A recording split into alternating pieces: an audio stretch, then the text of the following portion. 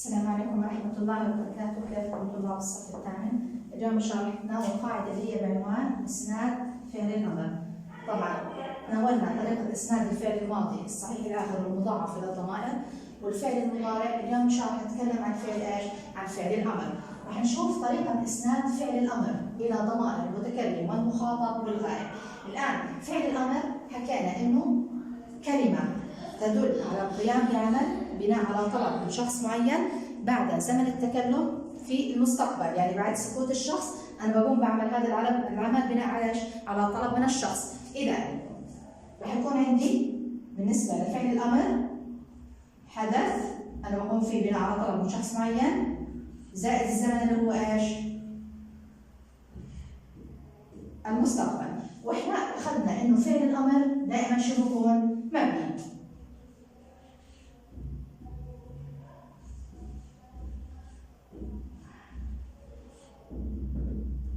أخذنا يا ثامن إنه فعل الأمر دائما إيش؟ مبني، وأخذنا حالات البناء في إعراب الفعل. فعل الأمر مبني وأخذنا حالات إيش؟ البناء. فحكينا إنه ممكن يكون مبني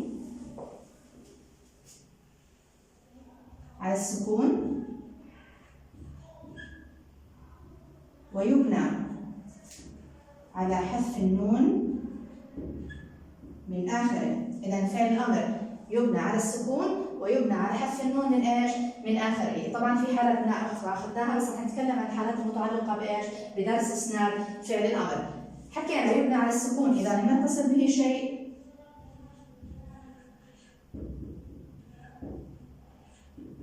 وإذا اتصلت به نون النسوة، ويبنى على حذف النون إذا أسند إلى ثلاث ضمائر: ألف الاثنين، واو الجماعة، وياء المخاطب. طبعا هاي الضمائر حكينا إنه إعرابها بكون ضمير متصل مبني في محل رفع إيش؟ في محل رفع فاعل.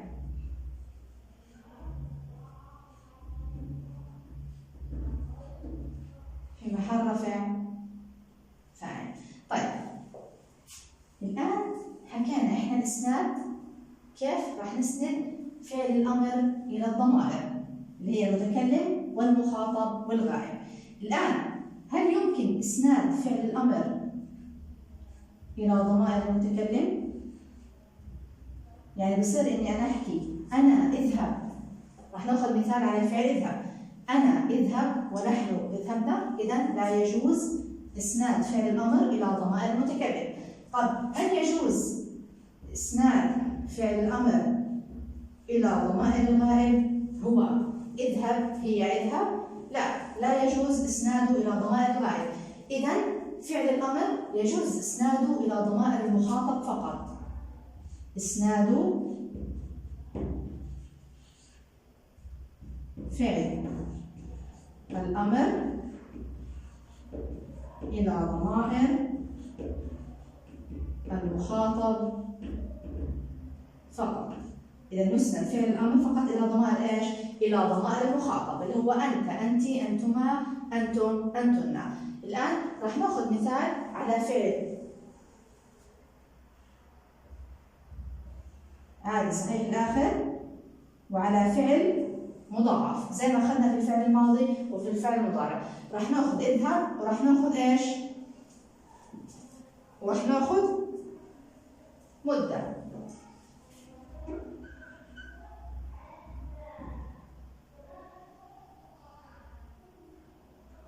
مدة مضاعف. وحكينا يا مش يعني مضاعف يعني لما يكون في شدة وبكون حرفين من نفس ايش؟ من نفس الجنس، بكون في حرفين من نفس ايش؟ من نفس الجنس. الآن خلينا ناخذ كيف طريقة الإسناد إلى الأفعال اللي أنا كتبتها. إذا اذهب هو فعل أمر مبني على السكون. الآن راح نشوف كيف طريقة الإسناد. راح نكتب أول شيء ضمائر المخاطب اللي هي أنت،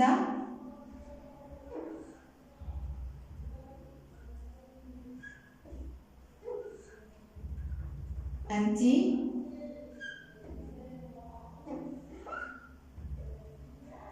أنتما، أنتم، وأنتن. طيب الآن بعد ما كتبت ضمائر المخاطب راح أجيب فعل الأمر وأشوف كيف طريقة إيش؟ طريقة الإسناد.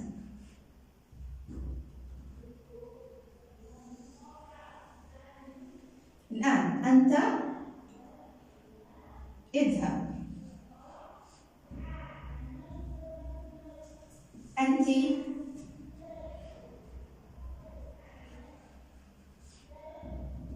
اذهبي، أنتما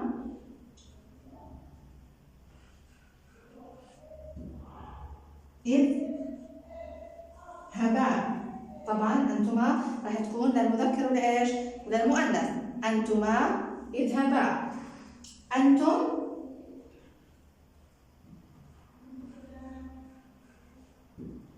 اذهبوا، وأنتن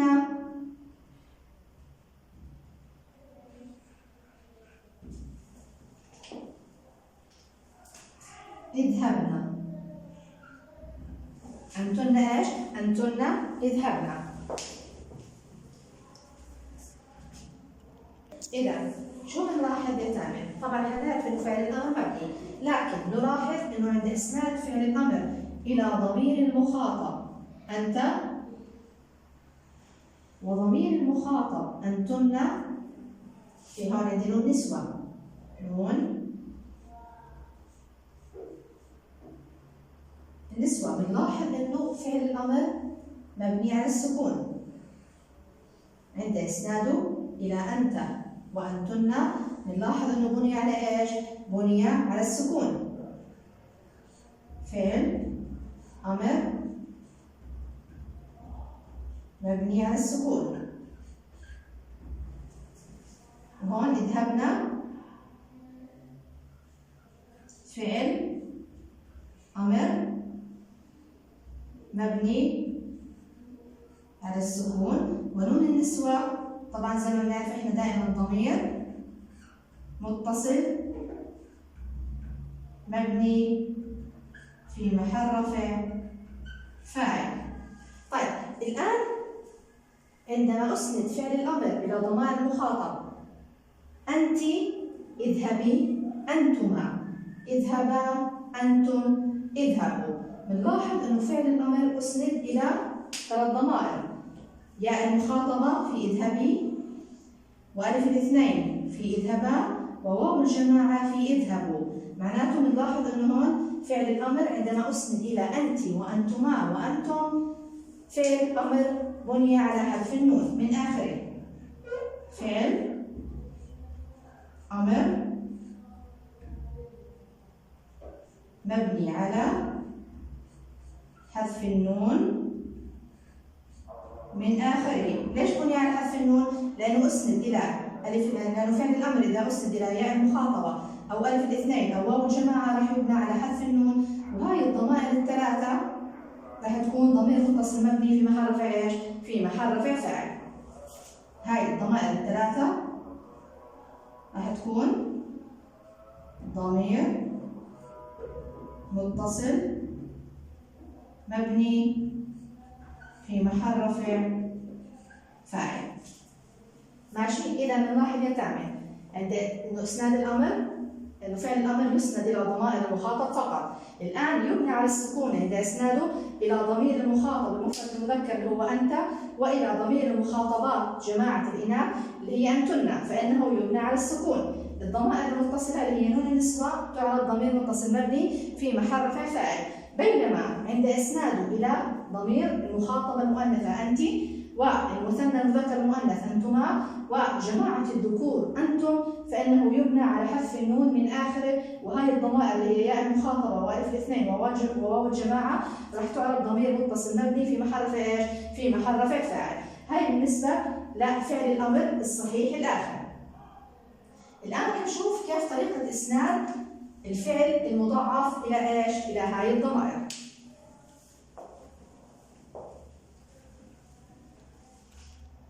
الآن راح نشوف عند الفعل المضاعف اللي هو ايش؟ اللي هو مدة. بالنسبة للضمائر ايش؟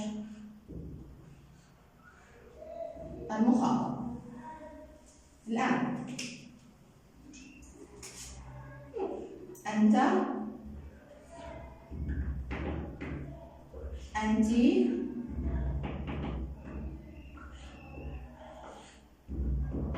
أنتما، طبعا المذكر والمؤنث، وأنتم وأنتن. الآن أنت مدة، أنتِ مدي، أنتما للمذكر وللمؤنث مدا، أنتم مدوا، وأنتن راح تصير ايش؟ راح تصير أنتن أمددن. أنتن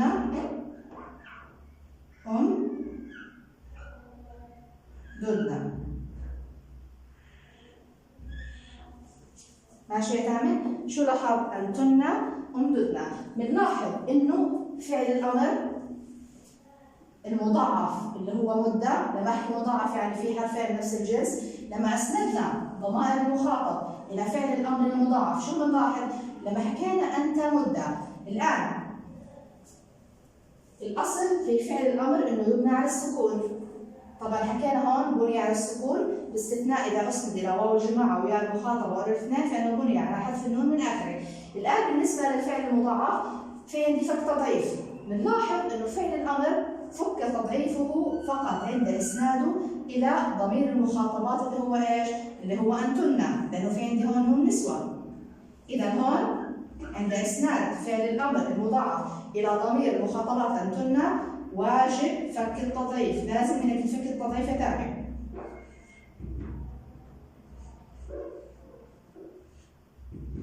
يجب إنك تفك التضعيف. طيب الآن خلينا نشوف أنت مدة.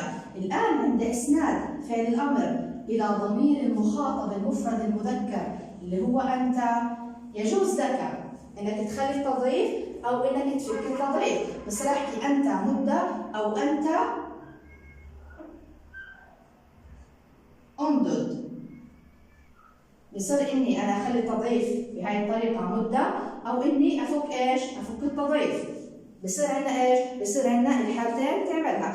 أما عند إسناده إلى ضمير المخاطبات أنتن واجب، هون لازم إني أنا أفك التضعيف. بالنسبة لأنت وأنتما وأنتم هون لا يفك التضعيف.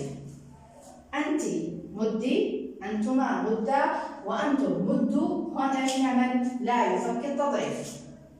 يعني ما في عندي خيارات، لا يفك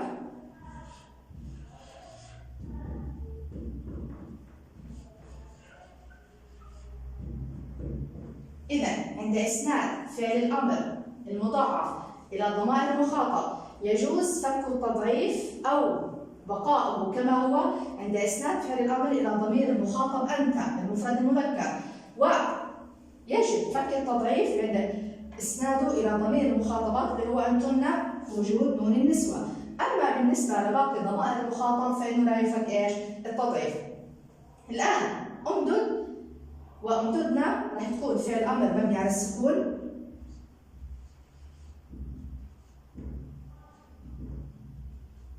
ليش مبني على السكون يا تامر؟ اتصاله بنون النسوة، وهاي نون النسوة رح تكون ضمير متصل مبني في محل رفع فاعل. الآن بالنسبة كنا أصل في فعل الأمر البناء على السكون، الآن بالنسبة لمدي ومدة ومدوا بنلاحظ إنه أفعال الأمر هون أسندت إلى ياء المخاطبة وألف الاثنين وواو الجماعة، معناته راح يكون إعرابها فعل أمر مبني على حذف النون. هون أعربت فعل أمر مبني على حذف النون. ليش؟ لأنه أسند إلى 3 ضمائر اللي هم ألف الاثنين وياء المخاطبة وواو الجماعة. وحكينا هاي الضمائر كلها راح يكون إعرابها ضمير متصل مبني في محل رفع فاعل. راح يكون إعرابها ضمير متصل مبني في محل رفع ايش؟ تعمل في محل رفع فاعل. طيب الآن راح نلخص قاعدة فعل الأمر، إسناد فعل الأمر إلى ضمائر ايش؟ إلى ضمائر المخاطب.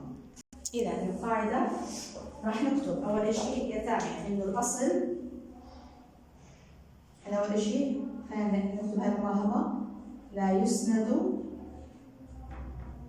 فعل الأمر إلى ضمائر المتكلم والغائب. هاي واحدة. 2 الأصل في فعل الأمر أنه يبنى على السكون إلا إذا إيش؟ أسند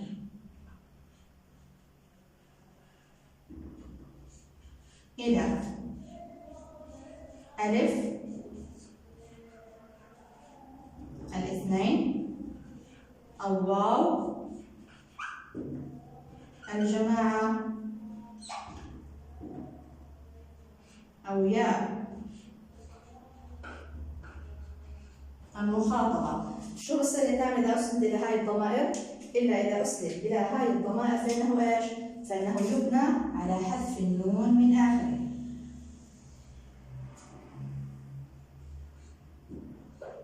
فإنه يبنى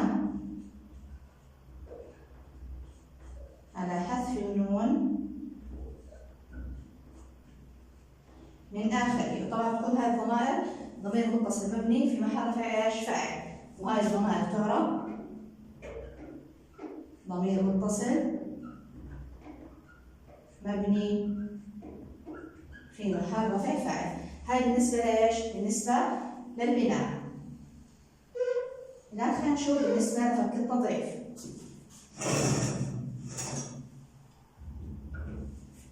راح نشوف متى فك تضعيف فعل ايش؟ الأمر.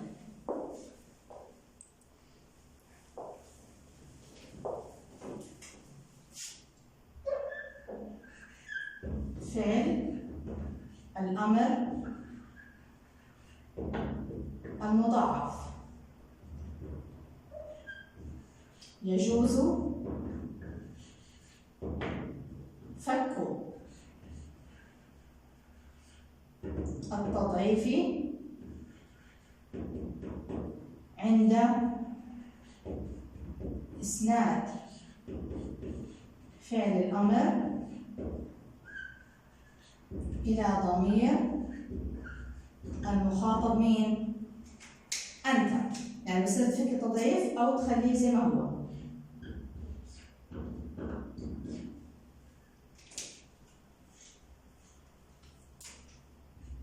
اثنين، يجب، في فرق بين يجوز وبين يجب. لما أحكي لك يجوز يعني عند أنت بصير بدك تخليها كما هي مدة أو امدد، أما لما يكون واجب لازم تفك التضعيف. يجب فك تضعيف عند إسناد فعل الأمر إلى ضمير المخاطبات اللي هو إيش؟ اللي هو أنتن.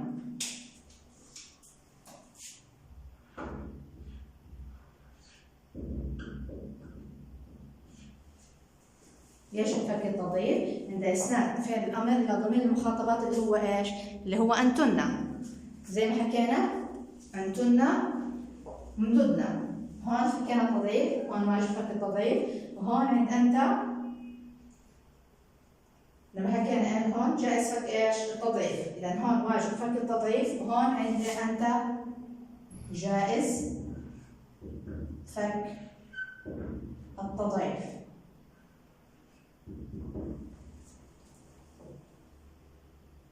ماشي؟ إذا هون واجب وهون إيش؟ ثاني هون جائز. يجوز فك التضعيف عند إسناد فعل الأمر إلى ضمير المخاطب أنت، ويجب فك التضعيف عند إسناده إلى ضمير المخاطبات اللي هو إيش؟ اللي هو أنتن. ماشي؟ هون تمام نكون انتهينا قاعدة إسناد فعل الأمر، ولا تنسى إنه فعل الأمر لا يسند إلا إلى ضمائر المخاطب، فقط يسند إلى إيش؟ إلى ضمائر المخاطب، ما في لا متكلم ولا غائب، مش زي الفعل الماضي والفعل المضارع. والتلخيص إنه فعل الأمر الأصل يبنى على السكون، إلا إنه يبنى على حذف النون في حالات إذا أسند إلى الاثنين واو الجماعة يا المخاطبة، راح كان فعل الأمر مبني على حذف النون من آخره، وهاي الضمائر في محل رفع فاعل. الآن بالنسبة لفك التضعيف فعل الأمر المضاعف، يجوز فك التضعيف عند إسناد فعل الأمر إلى ضمير المخاطب أنت، زي ما حكينا جائز فك التضعيف. الآن عند أنت وأنتما وأنتم لا يفك التضعيف، وعند إسناده إلى ضمير المخاطبات أنتن الواجب فك التضعيف، يعني لازم نفك التضعيف. لتعمل لما نشوف أنتن لازم نفك التضعيف، لما نشوف أنت تقدر تكتب لها بهذه الطريقة وتقدر تفك التضعيف جائز، بينما في أنت وأنتما وأنتم لا يفك التضعيف. الحصة القادمة إن شاء الله خذ لي أنت واجب من تدريب واحد، اسند لي واحد من أفعال الأمر، اسند لي حاور، اسند حاور إلى ضمائر المخاطب زي ما نعمل. والحصة القادمة إن شاء الله راح نحل مع بعض التدريبات، ويعطيكم العافية. السابقة أنه فعل الأمر لا يسند إلى ضمائر الغائب ولا إلى ضمائر المتكلم، فقد تسند إلى ضمائر المخاطب. وحكينا أنه الأصل في فعل الأمر أنه يبنى على السكون، وهو يبنى على السكون إذا لم يتصل به شيء وإذا اتصلت به نون النسوة، بينما يبنى على حذف النون من آخره إذا أسند إلى واو الجماعة أو ألف الاثنين أو ياء المخاطبة. وحكينا شو بالنسبة للفعل الأمر المضاعف متى يفك التضعيف، حكينا جائز فك التضعيف عند إسناده إلى ضمير المخاطب للمفرد المذكر اللي هو أنت، بجوز انك تخلي التضعيف او تفك التضعيف. اما عند اسناده الى ضمير المخاطبات انتن من الواجب فك التضعيف، زي الجدول هون اللي امامي، هون مدة امدود عند انت جائز فك التضعيف، بينما عند انتن واجب فك ايش؟ واجب فك التضعيف، يجب فك التضعيف هون. اما عند انت بجوز لك انك تفك التضعيف او انك تخليه كما هو. ماشي؟ وحكينا هون انه مبني على السكون، وهون مبني على السكون لانه اسند الى نون النسوة، فعل امر مبني على السكون، واذا اسند الى الف الاثنين او واو الجماعة او ياء المخاطبة فانه يبنى على حذف النون من اخره. وحكينا انه هاي الضمائر تعرف ضمير متصل مبني في محل رفع فاعل. خلينا نشوف التدريب واحد. اسند افعال الامر الاتية الى ضمائر المخاطب: اكتشف، اقترح، حاور.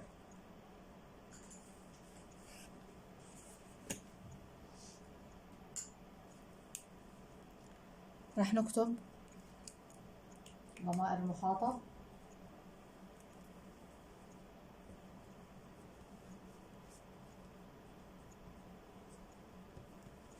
وراح نكتب فعل الأمر.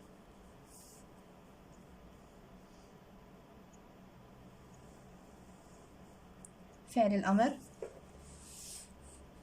اللي هو اكتشف،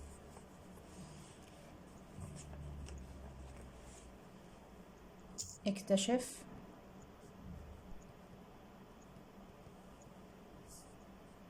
واقترح. طبعا حاول راح اتركه معك واجب زي ما نعمل، راح تعمل لي اياه، راح تسنده الى ضمائر المخاطب طبعا لانه فعل الامر لا يسند الا الى ضمائر المخاطب. الان ضمائر المخاطب انت، راح نحكي انت اكتشف،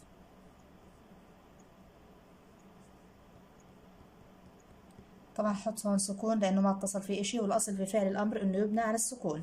انت اقترح. إذا أنت اكتشف وأنت إيش؟ وأنت اقترح. الآن راح نشوف شو بالنسبة لأنت.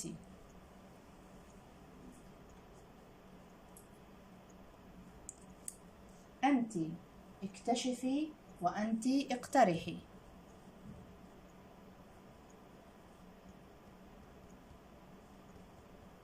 وأنت اقترحي.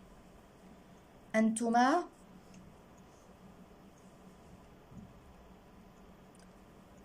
طبعا راح تكون للمذكر وللمؤنث. أنتما اكتشفا.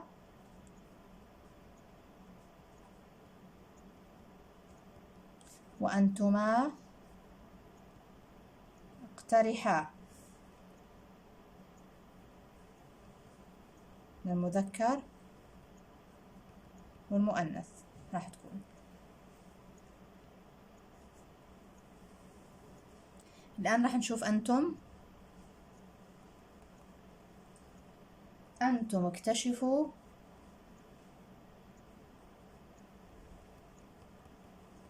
وأنتم اقترحوا.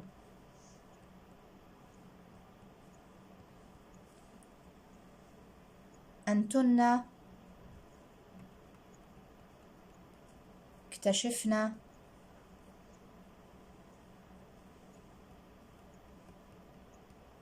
وأنتن اقترحنا. أنتن اكتشفنا وأنتن اقترحنا. طبعا حاول، راح يكون عندك واجب راح تعمل لي إياه نفس ما أنا عملت. اكتشف، هاي راح يكون واجب، راح تسند لي إياه إلى ضمائر إيش؟ إلى ضمائر المخاطب. الآن اللي لاحظناه يا ثامن إنه عند الإسناد إلى أنت وأنتن بنلاحظ إنه مبني على السكون.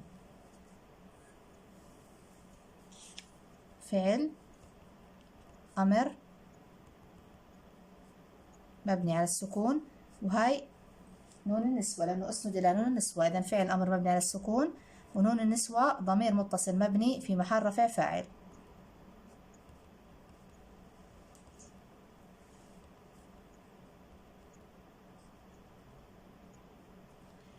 بنلاحظ إنه عند إسناده إلى ضمير المخاطب مفرد مذكر أنت كمان فعل أمر مبني على السكون. أما عند إسناده إلى أنت وأنتما وأنتم، شو بنلاحظ يا تامن؟ إنه إيش؟ بني على إيش؟ على حذف النون. فعل أمر مبني على حذف النون من آخره. ليش؟ لأنه أسند إلى الضمائر. أسند إلى ألف الاثنين، واو الجماعة، وياء المخاطبة. لأنه أسند إلى ألف الاثنين، واو الجماعة، وياء المخاطبة. وهاي الضمائر راح تكون كلها ضمير متصل مبني في محل رفع فاعل. هاي الضمائر كلها راح يكون إعرابها إيش؟ ضمير متصل مبني في محل رفع فاعل. وحاول، راح يضل معك إيش؟ راح يضل معك واجب. طيب الآن خلينا نشوف تدريب 2. خاطب في الجملة الآتية احتفل بتفوقك. المفرد المؤنث ثم الجمع المذكر ثم الجمع المؤنث مغيرا ما يلزم. راح نخاطب أول إشي المفرد المؤنث، يعني وحدة مؤنث. شو بحكي لها؟ أنا ما بدي أمرها، شو بدي أحكي لها؟ احتفلي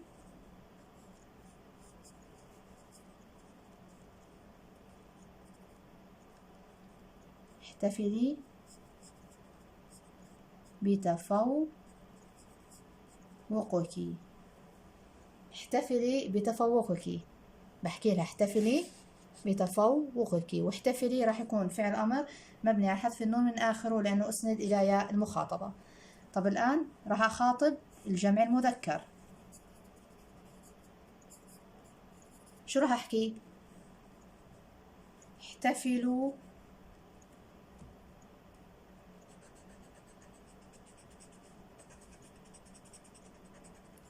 جماعة الذكور راح أمرهم شو أحكي لهم؟ احتفلوا بتفوقكم. الآن راح أخاطب الجمع الإناث، جماعة الإناث، شو راح أحكي لهم؟ راح يكون عندي نون نسوة طبعا، احتفلنا، وراح يكون عندي مبني على السكون، احتفلنا بتفوقكن،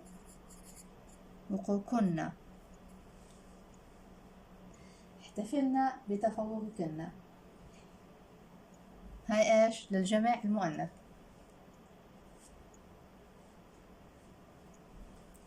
طيب الفعل الأمر ملاحظ إنه مرة بني على حذف النون في احتفلي واحتفلوا لأنه أسند إلى ياء المخاطبة واو الجماعة، وفي احتفلنا بني على السكون لأنه أسند إلى نون النسوة، ونون النسوة ضمير متصل مبني في محل رفع فاعل. طيب الآن راح أشوف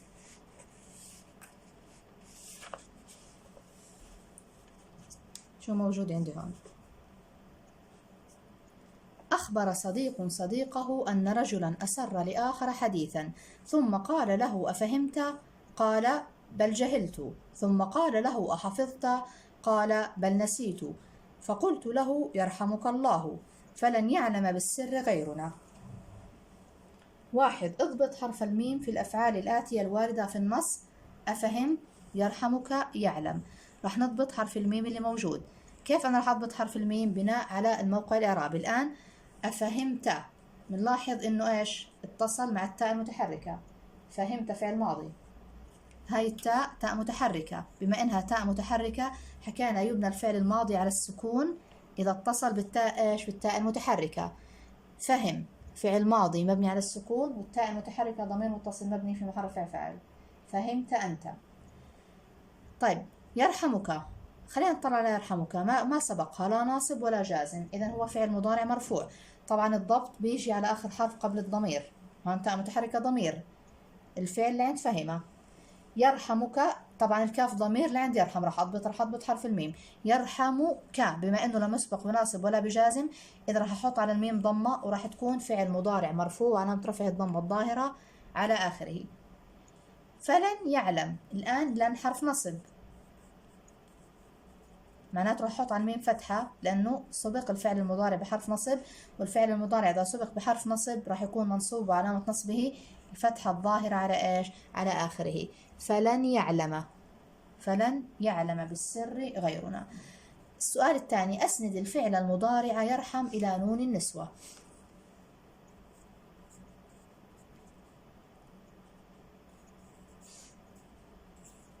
طبعا الفعل المضارع إذا أسند إلى نون النسوة راح أحط على الحرف اللي قبل النون سكون، راح تصير يرحمنا. عند إسناد الفعل المضارع إلى نون النسوة يرحم بصير إيش؟ يرحمنا. فعل مضارع مبني على السكون، ونون النسوة ضمير متصل مبني في محل رفع فاعل. أسند الفعل أسر إلى ضمائر المخاطب والغائب. راح نسند الفعل أسر إلى ضمائر المخاطب والغائب. راح نسند الفعل الماضي المضاعف، لا تنسى يا تامر أنه مضاعف.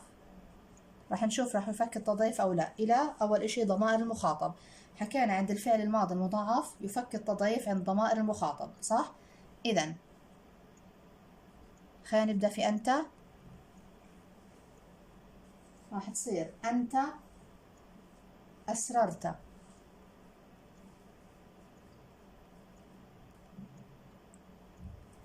أنت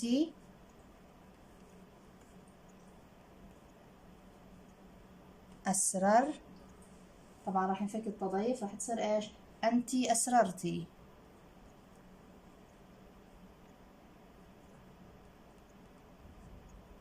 أنتما، طبعا للمذكر وللمؤنث، أنتما أسررتما. أنتم أسررتم. وأنتن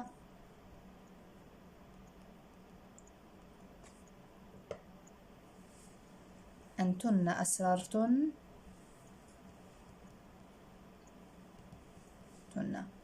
أنتن أسررتن. بنلاحظ إنه الفعل الماضي المضاعف لما أسندناه إلى ضمائر المخاطب فك إيش؟ التضعيف.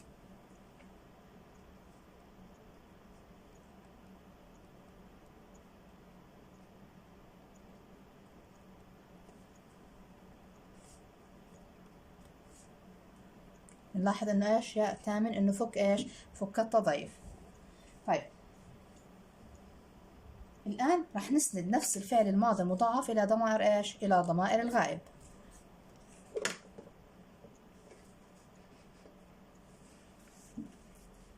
الآن هون ضمائر الغائب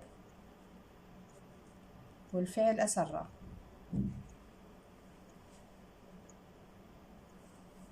خلينا نشوف. هو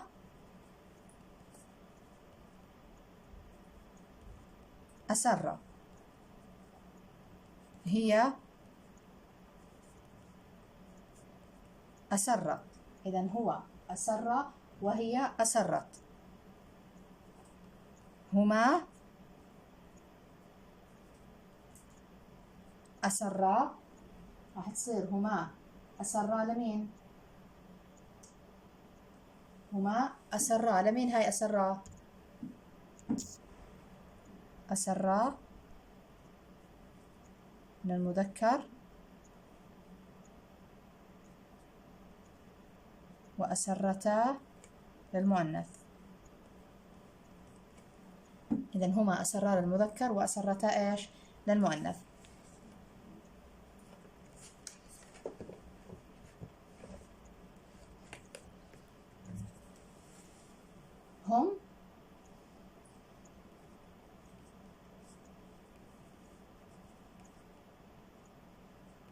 هم أسروا وهن أسررن.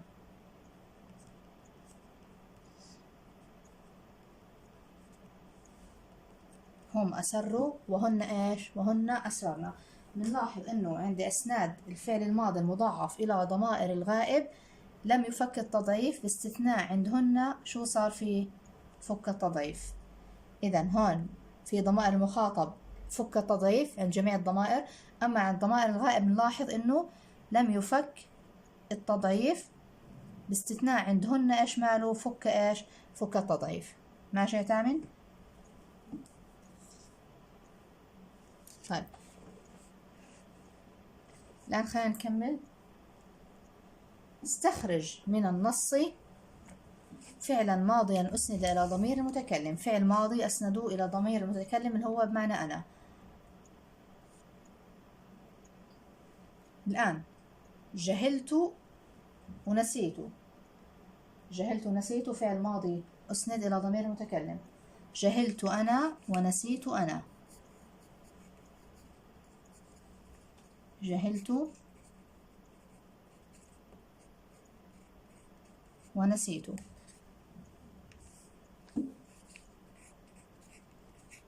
طبعا بصيرش أحكي فهمت وحفظت، لأنه هاي أنت، فهمت أنت، حفظت أنت، هاي مخاطب. أما جهلت ونسيت هاي فعل ماضي أسند إلى ضمير المتكلم بمعنى جهلت أنا ونسيت أنا.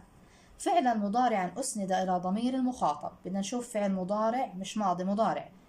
لأن حفظت ونسيت، حفظت وفهمت هاي أسند فعل ماضي أسند إلى ضمير المخاطب، بس فعل ماضي. أنا بدي فعل مضارع أسند إلى ضمير المخاطب، زي يرحمك. يرحمك أنت.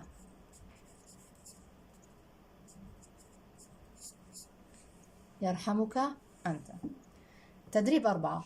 اضبط آخر حرف قبل الإسناد في كل جملة مما يأتي. آخر حرف يعني قبل الضمير. قرأت ديوان ناي الراعي للشاعر الأردني حبيب الزيودي. الآن راح أضبط آخر حرف المقصود فيه لقبل الضمير. حكينا الفعل الماضي إذا أسند إلى التاء المتحركة راح يبنى على السكون، فراح تصير قرأت ديوانا. قرأت ديوانا، وراح يكون مبني على السكون. فعل ماضي مبني على السكون لاتصاله بالتاء المتحركة. قرأ فعل ماضي مبني على السكون، والتاء المتحركة ضمير متصل مبني في محل رفع فاعل.